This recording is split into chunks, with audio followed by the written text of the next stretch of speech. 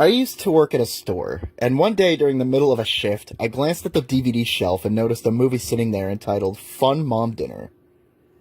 Fun Mom Dinner. Ninja Baseball Batman. I knew I had to buy it and review it, and within the coming weeks I did buy it.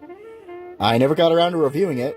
I got let go from working at the store. About a year later, the store shut down. It's been about another year now, and I think it's about time to review the movie. I also bought Lego Aquaman Rage of Atlantis at the store, which I also plan to review. I was shocked to see the film was rated R because it looked so harmless.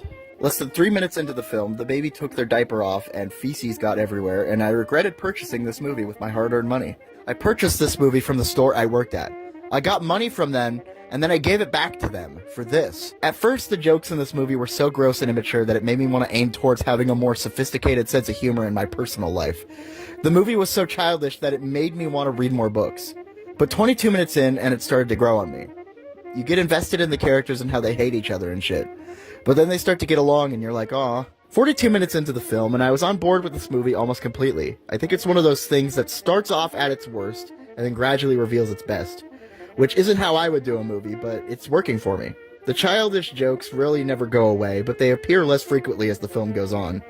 They become an occasional gross annoyance as opposed to the worst thing ever. Spoilers, but I love how the conflict of the film sets itself up to be a really scary, intense thing, but it's actually just gibberish.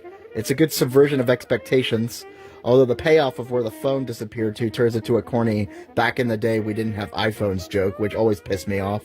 I get the feeling I'd find the movie funnier if I was a 40-year-old father as opposed to a 23-year-old single man with no future.